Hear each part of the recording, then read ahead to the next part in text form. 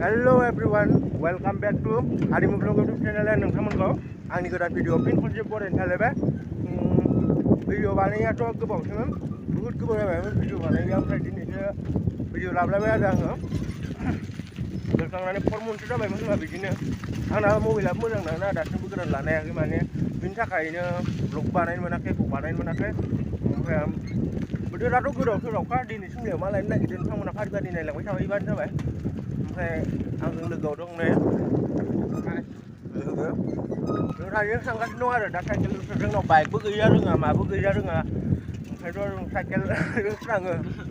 जों थांगासिनो दं आरो जोङो। वाव, जायगाफ्रा हिट जाना दं, मजा जाना दं। दिनैनिफ्राय भिडिअ बानायग्रा जासिगोन, आंबो भिडिअ बानायफिनग्रा जासिगोन। ओमफ्राय नोंथांमोनासो सापर्ट दं आंजों दासिमबो।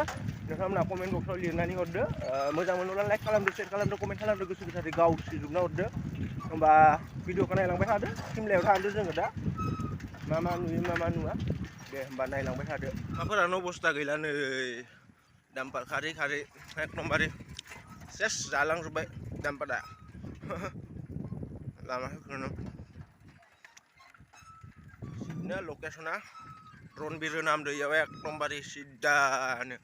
फुजायाबो खाथि, गासिबोथ' फुजानि ड्रेस गोदान गोदान बायखाबाय। ओमफ्राय आंथ' ड्रेसखौनो बाया, माने गामसाजों नायगोन एबार रिएक्सनखौ नायथारगोन आं, माबायदि जायो मानसिफोरनि रिएक्सना गामसाजों थांबाथाय फुजाफोराव। नायदो एबार आं थांना खिथिगोन एबार, मिथिबाय।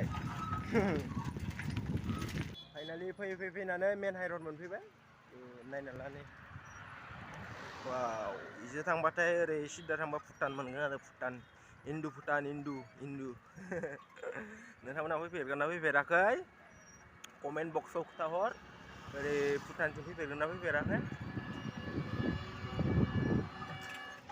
मबाइल हमनो खस्थ' जानायखाय भिडिअखौनो लाबोआखै आङो। ओमफ्राय नोंथांमोना दा बाजाराव थांबाथाय नायदो आरो, देखायलांगोन आं गासैखौबो फारि फारि देखायनो नाजागोन।